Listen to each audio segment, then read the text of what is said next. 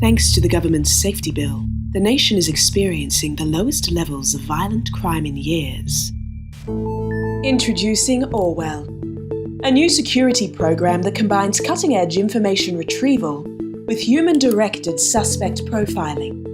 You will have to carefully decide what information is crucial for our investigations. Sign up now, and together, we can ensure a safer nation for all. Orwell, keeping an eye on you.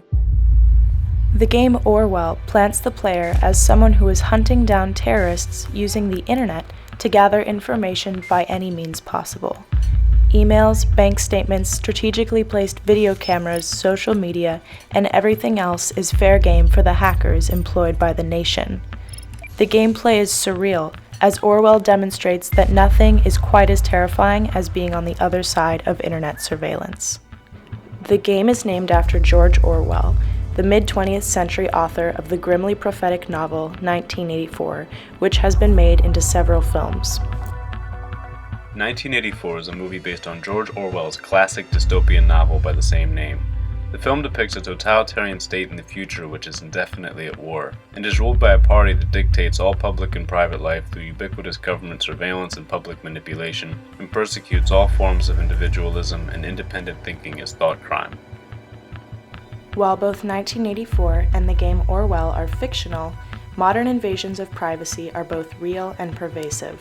The United Nations Special Rapporteur for Privacy, Joseph Kenatachi, described British surveillance oversight as being a joke, and said that the situation is worse than anything George Orwell could have foreseen.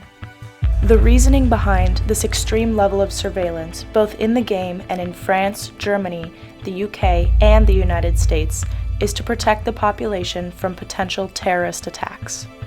The rationale is that the population would rather give up their collective right to privacy in exchange for security, but this is rarely the case.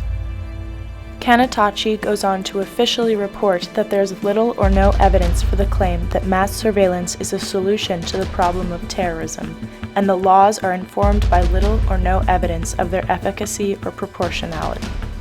The overwhelming amount of data procured from the lives of each citizen typically drowns out any useful information that data collection could provide.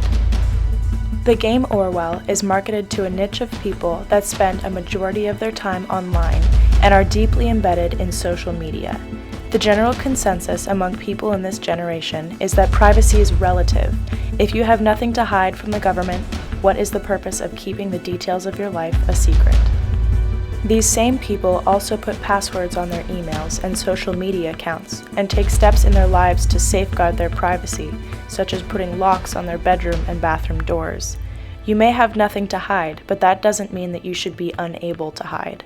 The right to privacy is almost completely disregarded by these new methods of state surveillance. Orwell should serve as a warning to people who have developed a learned helplessness that makes them willing to sacrifice their basic human right to privacy. We should recoil when our privacy is violated, but citizens of these countries have acquiesced to the systematic abuse of this right.